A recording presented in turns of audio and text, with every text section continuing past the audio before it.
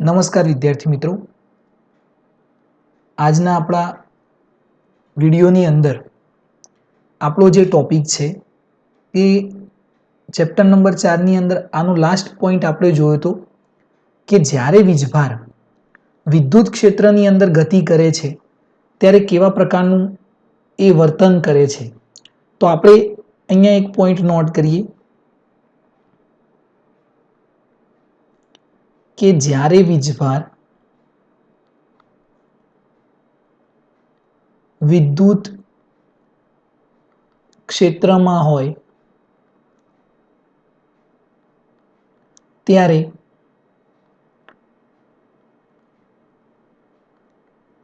તે પ્રવેગિત થાય છે, પણ તે વર્તુળાકાર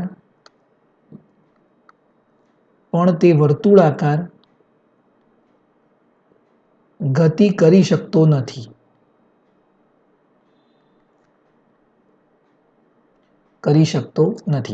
કયા પ્રકારની ગતિ નથી કરી શકતો મિત્રો? એ વર્તુળાકાર ગતિ કરી શકતો નથી. ક્યારે? જ્યારે વીજભાર વિદ્યુત ક્ષેત્રમાં હોય ત્યારે.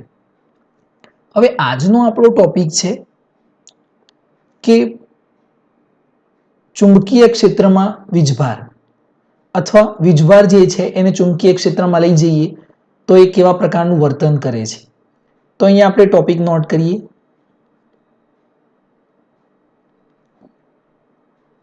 ચુંબકીય ક્ષેત્રમાં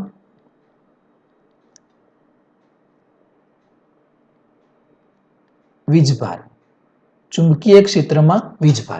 ઓકે, હવે ધ્યાન આપજો મિત્રો કે જ્યારે વીજભાર ચુંબકીય ક્ષેત્રમાં એન્ટર કરે તો એ કેવા પ્રકારનું વર્તન કરે છે. હવે માની લો કે અહીંયા આગળ આ દિશાની અંદર ચુંબકીય ક્ષેત્ર છે, આ દિશાની અંદર ચુંબકીય ક્ષેત્ર છે. આ શું છે મિત્રો? ચુંબકીય ક્ષેત્ર. આ ચુંબકીય ક્ષેત્ર છે, એને આપણે સદિશ બી વડે રજૂ કરીએ છીએ. ઓકે, સમજાશે મિત્રો? હવે અહીંયા આગળ આ ચુંબકીય ક્ષેત્રની અંદર ચુંબકીય ક્ષેત્રની દિશા આ તરફ છે, તમે જોઈ શકો છો. હવે એ જ દિશામાં એક વીજભાર એન્ટર થાય છે. અહીંયા એક વીજભાર એન્ટર થયો Q, અને એની દિશા પણ આ જ છે, એનો વેગ આ દિશામાં છે.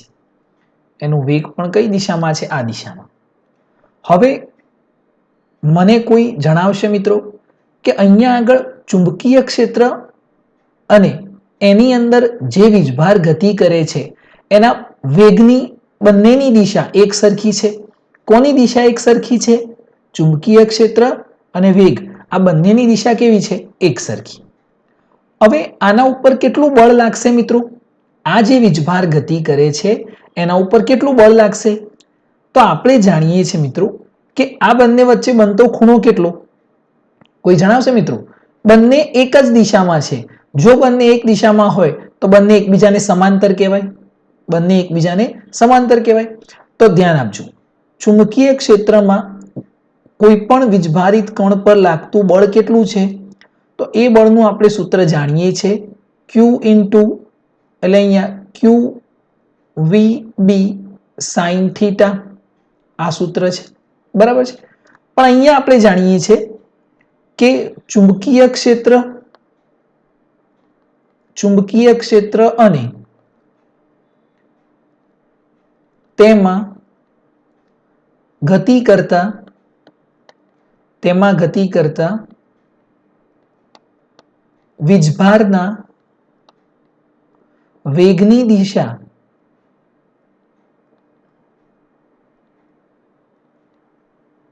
સમાન છે. માટે આપણે શું નોટ કરી શકીએ? આ દિશા સમાન છે એટલે અહીંયા આગળ માટે ચુંબકીય ક્ષેત્ર સદિશ બી સમાંતર સદિશ વી. આ સદિશ વી છે મિત્રો. ઓકે, હવે બી અને વી એકબીજાને સમાંતર હોય તો એમની વચ્ચેનો ખૂણો કેટલો? માટે થીટા ઇઝ ઇક્વલ ટુ 0, અને થીટા ઇઝ ઇક્વલ ટુ 0 એટલે સાઇન 0 ની કિંમત કેટલી થાય? 0. માટે આ વીજભાર ઉપર અહીંયા જે વીજભાર છે આ વીજભાર ઉપર કોઈ પણ પ્રકારનું બળ લાગતું નથી, કોઈ પણ પ્રકારનું બળ લાગતું નથી. એટલે અહીંયા આગળ જો કોઈ કણ એ ચુંબકીય ક્ષેત્રને સમાંતર ગતિ કરે તો એના ઉપર ચુંબકીય ક્ષેત્રની અસર થશે નહીં. બરાબર છે. એટલે અહીંયા આગળ કોઈ કણ, ધ્યાન આપજો મિત્રો, ચુંબકીય ક્ષેત્રને સમાંતર ગતિ કરે તો તેના પર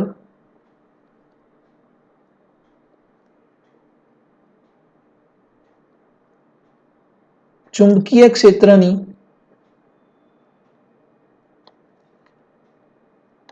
અસર થતી નથી. બરાબર છે.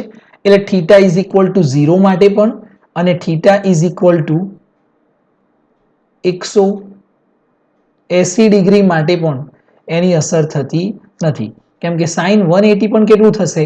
0 થશે. એટલે થીટા 0 હોય, થીટા બરાબર 0, તો F B is equal to 0 અને થીટા ઇઝ ઇક્વલ ટુ 180, તો પણ F B is equal to 0. ખ્યાલ આવી જાય મિત્રો? ઓકે, અહીંયા આગળ આ બળ કેવું થઈ ગયું? 0. ચાલો હવે અહીંયા આગળ બીજો પ્રશ્ન આપણે ડિસ્કશન કરીએ અને હવે ખૂબ જ મજાનો પ્રશ્ન છે. ખૂબ જ એટલે બહુ સરસ મજાનો અહીંયા આપણે પ્રશ્ન જોવું છે કે જો કોઈ કણ ધ્યાન આપજો, અહીંયા આગળ માનો કે કોઈ કણ આ પ્રકારનું ચુંબકીય ક્ષેત્ર અહીંયા છે, માની લઈએ કે અહીંયા ચુંબકીય ક્ષેત્ર આ દિશાની અંદર છે. દેખાય છે દરેકને? આ ચુંબકીય ક્ષેત્રની દિશા છે. ઓકે, આપણે અહીંયા ડ્રો કરી લઈએ આને સારી રીતે, તમને દેખાશે આ. ઓકે, આ ચુંબકીય ક્ષેત્રની દિશા છે. એટલે આ ચુંબકીય ક્ષેત્ર બી છે આ દિશાની અંદર. હવે કોઈ કણ આની અંદર એન્ટર થાય છે પણ એને સમાંતર એન્ટર નથી થતો, એને સમાંતર એન્ટર થતો નથી. એ જે કણ છે એ કણ કોઈક એંગલ બનાવીને એન્ટર થાય છે, એટલે આ દિશાની અંદર એ કણ ગતિ કરે છે. હવે આ ચુંબકીય ક્ષેત્રને સમાંતર છે તો આપણો જવાબ છે ના. ચુંબકીય ક્ષેત્રને લંબ છે તો ના. પણ એ કેટલા ખૂણે એન્ટર થયો મિત્રો? તો આપણે માનીએ કે આ જે છે એ થીટા ખૂણો બનાવી અને એન્ટર થયો. બરાબર છે. તો અહીંયા આગળ આ દિશામાં પણ એનો વેગ હશે અને આ દિશામાં પણ એનો વેગ હશે. આ જે વેગ છે એ વેગને કહીએ આપણે, તમે જાણો છો, u cos થીટા, અને આ જે વેગ છે એ વેગને આપણે કહી દઈએ u sin થીટા. જ્યારે પણ કોઈ કણ ચુંબકીય ક્ષેત્રની દિશામાં જો એન્ટર ન થાય અને થીટા કોણે એન્ટર થાય તો આપણને બે વેગ મળે, એક x દિશાનો અને બીજો y દિશાનો, એટલે u cos થીટા અને u sin થીટા. હવે આપણે આ ટોપિકની અંદર એ ડિસ્કશન કરવાનું છે કે આ બંને વેગના કારણે એ કેવા પ્રકારની ગતિ કરે છે, એ કેટલા સમયની અંદર એક સર્કલ કમ્પ્લીટ કરે છે, જેવી રીતે આપણે આગળ ગણતરી કરી છે કે એનો આવર્તકાળ કેટલો હોય, કોણીય વેગ કેટલો હોય, આ બધું જ ગણતરી ફરીથી આપણે આની અંદર કરવાની છે અને કેવા પ્રકારનું આની અંદર વર્તન કરે છે. બરાબર છે. હવે ધ્યાન આપજો મિત્રો, અહીંયા આગળ આપણે જાણીએ છીએ કે જ્યારે કોઈ કણ ચુંબકીય ક્ષેત્રની અંદર એન્ટર થાય તો એ કેવા પ્રકારની ગતિ કરે? વર્તુળાકાર ગતિ કરે. એ આપણે સારી રીતે જાણીએ છીએ. તો અહીંયા આપણે નોટ કરીએ કે આપણે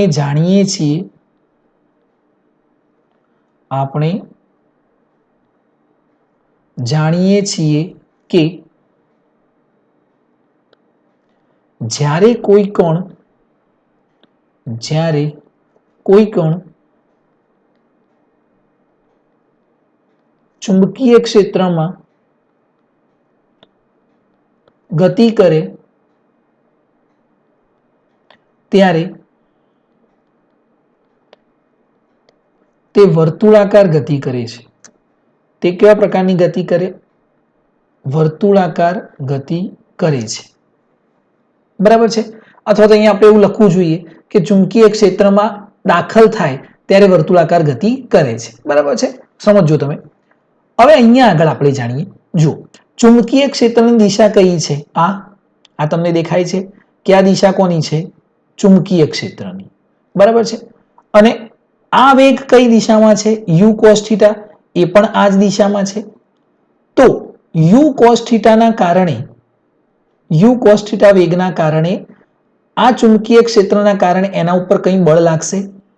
u cos થીટા ની અસર શું થશે?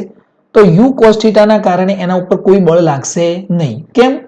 તો હમણાં જ આપણે આગળ જોયું કે બંને એકબીજાને સમાંતર હોય. બંને એકબીજાને સમાંતર હોય. બરાબર છે. દિશા સમાન હોય અથવા આપણે અહીંયા જોયું ને કે સમાંતર ગતિ કરે તો તેના પર ચુંબકીય ક્ષેત્રની અસર થતી નથી. તો અહીંયા પણ u cos થીટા અને b આની દિશા તમે જુઓ. b અને u cos થીટા ની દિશા તો એક જ છે. તો u cos થીટા ના કારણે ચુંબકીય ક્ષેત્રનું એના પર કણ પર કોઈ બળ લાગતું નથી. તો અહીંયા આપણે નોટ કરીએ કે જુઓ u cos થીટા વેગ એ ચુંબકીય ક્ષેત્ર સદિશ b ને સમાંતર હોવાથી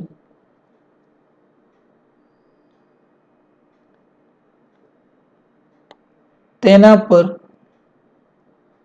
કોઈ બળની અસર થતી નથી અથવા ચુંબકીય ક્ષેત્રની અસર થતી નથી. ઓકે, કેમ કે બંને એકબીજાને સમાંતર છે. હવે અહીંયા આગળ હું તમને એવો પ્રશ્ન કરું કે આ કણ જ્યારે વર્તુળાકાર ગતિ કરશે તો વર્તુળાકાર ગતિ કયા વેગના કારણે કરશે? કયા વેગના કારણે?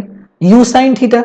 કેમ કે આપણે જાણીએ છીએ કે જ્યારે કોઈ કણ ચુંબકીય ક્ષેત્રને લંબ એન્ટર થાય એને લંબ, આ ચુંબકીય ક્ષેત્ર આમ છે, અહીંયા તમે જુઓ આ ચુંબકીય ક્ષેત્ર આ દિશામાં છે અને u sin થીટા આમ છે.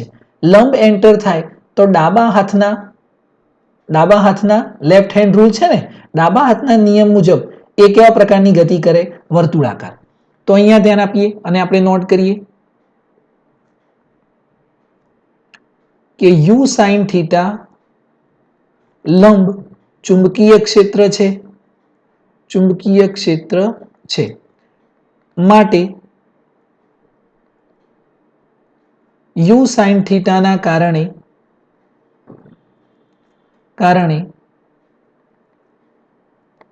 કણ પર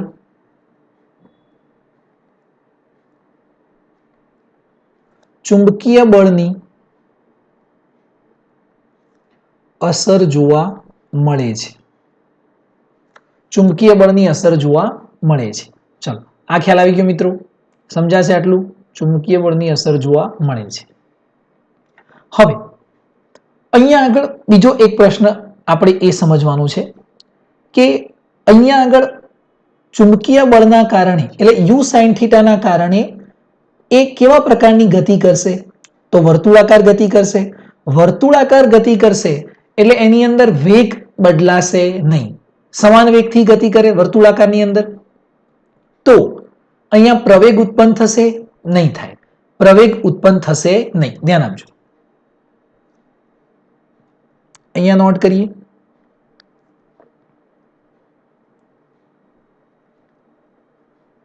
u sin થીટા લંબ b છે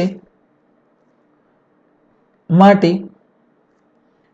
અહીંયા આગળ 1 મિનિટ ઇરેઝ કરી દઈએ આપણે આને.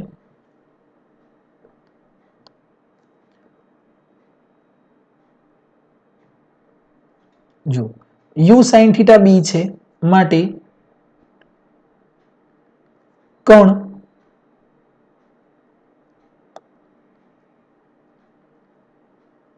સમાન વેગથી વર્તુળાકાર ગતિ કરે છે, વર્તુળાકાર ગતિ કરશે, પણ તેમાં પ્રવેગ ઉત્પન્ન થતો નથી. તો વર્તુળાકાર ગતિ કરશે પણ પ્રવેગ ઉત્પન્ન થતો નથી. ઓકે, હવે ચાલો આગળ વધીએ. હવે આપણે જાણીએ છીએ અહીંયા આગળ કે આપણને એ ખબર પડી ગઈ કે u sin θ ના કારણે શું થશે, કણ વર્તુળાકાર ગતિ કરશે અને u cos θ ના કારણે એના ઉપર કોઈ બળ લાગશે નહીં, કેમ કે બંને સમાંતર છે. પણ આપણે જાણીએ છીએ કે અહીંયા રહેલો જે કણ છે, આ જે કણ છે એને આ વેગ આ દિશામાં ખેંચે છે અને આ જે વેગ છે એને આ દિશામાં ખેંચે છે. તો આ કેવા પ્રકારની ગતિ કરશે? જો માત્ર u sin θ હોય તો વર્તુળાકાર ગતિ કરે, પણ અહીંયા u sin θ એને ઉપરની તરફ ખેંચે છે અને u cos θ આ બાજુ ખેંચે છે. તો આ જે કણ છે એ કયા પ્રકારની ગતિ કરે છે? તો જે કણ છે એને આપણે આ પ્રકારની ગતિ કરે છે. જુઓ, આ જે કણ છે એ અહીંયા આગળ આ પ્રકારની ગતિ કરશે. આ જે કણ છે દેખાય છે મિત્રો, આ પ્રકારની ગતિ કરે છે. અને આ જે ગતિ છે અહીંયાથી અહીંયા અને ફરીથી પાછું એ પાછળથી અહીંયા સુધી આવી જશે, ફરીથી પાછું એને ટર્ન કરી પાછળથી અહીંયા આવશે, ફરીથી ટર્ન કરી અહીંયા પાછળથી અહીંયા આવશે અને ટર્ન કરી પાછળથી અહીંયા આવી જશે.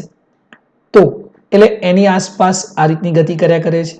હવે આ ગતિ જ્યારે થાય છે ત્યારે આપણે સમજવાનું છે કે અહીંયા આગળ આ કયા પ્રકારની ગતિ છે મિત્રો? આ જે ગતિ છે આ કયા પ્રકારની ગતિ છે? કોઈ જણાવી શકે આ કયા પ્રકારની ગતિ થાય છે? કોઈ કહેશે મને? માત્ર u sin θ હોત તો વર્તુળાકાર ગતિ કરત, પણ u cos θ અને u sin θ બંનેના કારણે આ કયા પ્રકારની ગતિ કરે છે? તો આ ગતિનું નામ છે હેલિકલ ગતિ. કેવા પ્રકારની ગતિ મિત્રો? હેલિકલ ગતિ. આને આપણે સ્પાઇરલ નહીં કહીએ. જો વર્તુળાકાર ગતિ આ રીતે હોય, આ વર્તુળાકાર ગતિ છે, બરાબર છે, પછી આ સ્પાઇરલ છે, બરાબર છે, અને આ પ્રકારની ગતિ હોય આને આપણે હેલિકલ ગતિ કહીએ છીએ. એટલે આ કયા પ્રકારની ગતિ છે મિત્રો? વર્તુળાકાર. આ કયા પ્રકારની છે? તો સ્પાઇરલ. અને આ જે ગતિ છે એ કેવા પ્રકારની છે? હેલિકલ ગતિ. તો અહીંયા આપણે નોટ કરીએ મિત્રો કે વિદ્યુત ભારિત કણ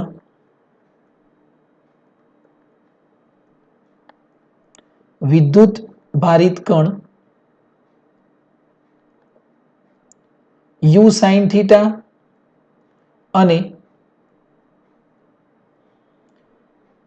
u cos θ ની અસર હેઠળ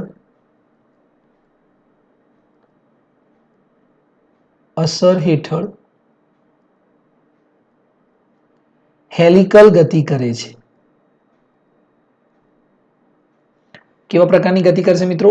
હેલિકલ ગતિ કરે છે. ખ્યાલ આવશે? ઓકે, હવે અહીંયા આપણે આના વિશે થોડુંક આગળ ભણીએ અને બીજું વિચારીએ કે આ જ્યારે આ રીતે ગતિ કરે છે તો એની ત્રિજ્યા કેટલી હશે, એનો કોણીય વેગ કેટલો હશે, આ આપણે જોવું છે. બરાબર છે? ઓકે, તો સૌથી પહેલા અહીંયા એની ત્રિજ્યા શું થશે એના વિશે ચર્ચા કરીએ. તો આની જે ત્રિજ્યા છે એની ગણતરી કરવા માટે સૌથી પહેલા અહીંયા નોટ કરીએ કે કણની ત્રિજ્યા કેટલી થાય. ત્રિજ્યાનું સૂત્ર આપણે આના ઉપરથી મેળવેલું છે આગળના લેક્ચરની અંદર કે mv²/r is equal two qbv અથવા qvb. બરાબર છે? અહીંયાથી એક v કેન્સલ થાય તો આપણને r નું સૂત્ર મળતું ત્રિજ્યા r બરાબર mv/qb. બરાબર. પણ અહીંયા આગળ આ જે વેગ છે તમે જોઈ શકો છો, આ જે વેગ છે આ વેગની જગ્યાએ આ દેખાય છે વેગ, આ વેગની જગ્યાએ કયો વેગ લઈ શકાય? u cos θ કે u sin θ? ત્રિજ્યા ક્યારે મળે? જ્યારે કણ વર્તુળાકાર ગતિ કરે ત્યારે, અને કણ વર્તુળાકાર ગતિ કયા વેગના કારણે કરશે? કયા વેગના કારણે કરશે? તો અહીંયા આપણે ઘણી વાર નોટ કર્યું. જો ક્યાં નોટ કર્યું આપણે? તો u sin θ ના કારણે કણ પર ચુંબકીય બળની અસર જોવા મળે છે. શું કરશે? જોવા મળે છે. અને u sin θ ના કારણે u sin θ લંબ ચુંબકીય ક્ષેત્ર છે, માટે કણ સમાન વેગથી કેવા પ્રકારની ગતિ કરશે? વર્તુળાકાર ગતિ કરશે. તો વર્તુળાકાર ગતિ કરે તો જ ત્રિજ્યા મળે. એટલે ત્રિજ્યાની અંદર કયો વેગ આવશે? u sin θ. માટે ધ્યાન આપજો, અહીંયા ત્રિજ્યાનું સૂત્ર શું બનશે મિત્રો? ત્રિજ્યા r is equal to m v ની જગ્યાએ u sin θ divide by qb. આ ત્રિજ્યાનું સૂત્ર મળી ગયું મિત્રો. ચાલો આગળ વધીએ. કોણીય વેગ શું થશે? કોણીય વેગ શું થાય? તો કોણીય વેગનું સૂત્ર આપણે અહીંયા આગળના લેક્ચરની અંદર મેળવ્યું હતું કે કોણીય વેગ omega is equal two qb upon m. સૂત્ર શું થતું હતું મિત્રો? qb upon m. હવે આની અંદર કોઈ વેગ નથી એટલે આનું સૂત્ર આ જ રહેશે. બરાબર છે. ચાલો હવે એક સર્કલ કમ્પ્લીટ કરવા માટે જે લાગતો સમયગાળો છે એને આપણે શું કહીએ મિત્રો? આવર્તકાળ. તો આવર્તકાળ t is equal two 2 pi m upon qb. આ સૂત્ર હતું 2 પાઈ m અપોન qb. આ સૂત્ર થાય. અને આવૃત્તિ એ આવર્તકાળનો વ્યસ્ત છે, એટલે આવૃત્તિનો સિમ્બોલ આવો છે મિત્રો આપણી બુકની અંદર. તો આવૃત્તિ એ આનો વ્યસ્ત છે એટલે આને ઓલ્ટરનેટ કરી દઈએ તો qb અપોન 2 પાઈ m. ખ્યાલ આવી જાય મિત્રો? ચાલો હવે અહીંયા આગળ બીજી એક વસ્તુ કે અહીંયાથી આ જે અંતર છે ત્યાંથી આ જે અંતર છે, આટલું અંતર જે છે એને આપણે પેચ કહીએ છીએ. શું કહીએ છીએ મિત્રો? પેચ. આટલું અંતર પેચ અંતર. તો પેચ અંતર કેટલું થાય? તો ધ્યાન આપજો.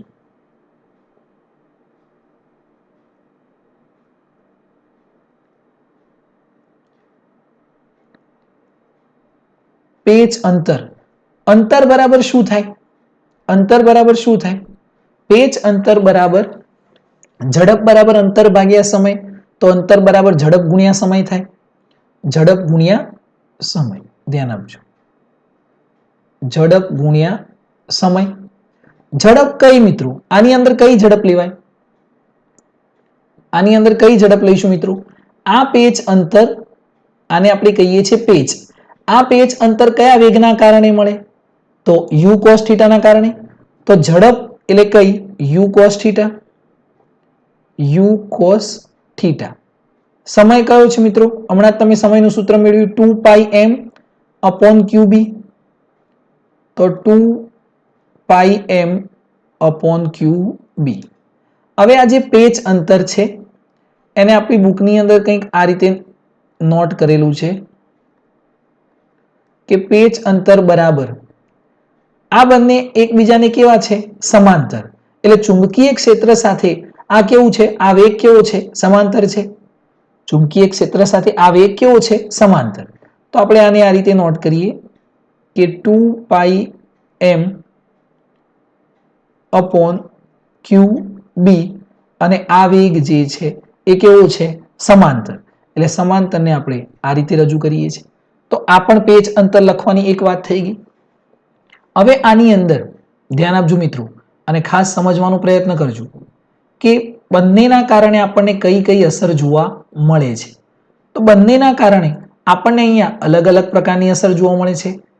કેવી અલગ અલગ અસર જોવા મળે છે? તો જો u cos θ, અહીંયા આ u cos θ જે છે મિત્રો એ વેગ એ ચુંબકીય ક્ષેત્ર b ને કેવો છે? સમાંતર હોવાથી તેના પર કોઈ બળની અસર થતી નથી. બરાબર છે. હવે અહીંયા ધ્યાન આપજો મિત્રો. અહીંયા આગળ u sin θ એ ચુંબકીય ક્ષેત્રને કેવો છે મિત્રો? લંબ છે. એટલે u sin θ ના કારણે ચુંબકીય બળની અસર જોવા મળે છે. હવે આ લંબ છે એટલે કણ સમાન વેગથી વર્તુળાકાર ગતિ કરે છે, પ્રવેગ ઉત્પન્ન થતો નથી. બરાબર છે. અહીંયા આગળ વિદ્યુત ભારિત કણ u sin થીટા અને u cos થીટાની અસર હેઠળ કેવા પ્રકારની ગતિ કરે છે? હેલિકલ ગતિ કરે છે. બરાબર. અને અહીંયા આપણે આ જે નોટ કરીએ છીએ એને ખાસ સારી રીતે સમજવાનો પ્રયત્ન કરવાનો કે જ્યારે આ સૂત્ર આપણને પાકા કરવાના થાય તો અહીંયા આગળ આ ત્રિજ્યાનું સૂત્ર છે મિત્રો. એટલે ત્રિજ્યાનું સૂત્ર આપણને શું મળી ગયું? ત્રિજ્યા r ઇઝ ઇક્વલ ટુ આ જે સૂત્ર છે મિત્રો. ઓકે. પછી કોણીય વેગ જે છે એનું સૂત્ર પણ આપણને અહીંયા મળે છે. તો આ કોણીય વેગનું સૂત્ર છે. અહીંયા આ આવર્તકાળનું સૂત્ર છે. એની અંદર વેગની અસર જોવા મળતી નથી. આપણે આગળના લેક્ચરની અંદર લખ્યું છે કે આવર્તકાળ અને કોણીય વેગ એ ત્રિજ્યાથી કેવા છે? સ્વતંત્ર છે. બરાબર છે. અને આ જે છે પેચ અંતર, એને પણ ખાસ યાદ રાખવાનું. તો પેચ અંતરનું ફોર્મ્યુલા પણ આપણને અહીંયા મળે છે. આ જે છે મિત્રો એ પેચ અંતરનું ફોર્મ્યુલા છે. સમજાશે? અહીંયા આગળ કે જ્યારે થીટા બરાબર 0 હોય ત્યારે સાઇન 0 થાય એટલે અસર ન જોવા મળે, અને થીટા બરાબર 180 હોય ત્યારે પણ આ કેવું થાય? 0 જોવા મળે. એટલે આ જે બળ છે એના ઉપરથી આપણે ગણતરી કરીએ છીએ, અને આ જે છે એ લોરેન્ટ્ઝ બળનું સૂત્ર છે એ આપણે જાણીએ છીએ. ખ્યાલ આવશે મિત્રો? તો અહીંયા આગળ આ જે બંને ટોપિક તમે અભ્યાસ કર્યો એ બંને ટોપિકને તમારે સારી રીતે સમજવાના છે અને તૈયાર પણ કરવાના છે. તો આનાથી આગળ જ્યારે જઈશું ત્યારે નવો ટોપિક ચર્ચા કરીશું, પણ ચુંબકીય ક્ષેત્રની અંદર કણ કેવા પ્રકારનું વર્તન કરે એ તમારે ધ્યાન આપવાનું છે. ઓકે.